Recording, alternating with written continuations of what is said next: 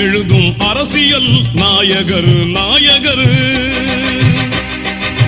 காளையர் போற்றும் இளைய சமுதாய காவலர் காவலர்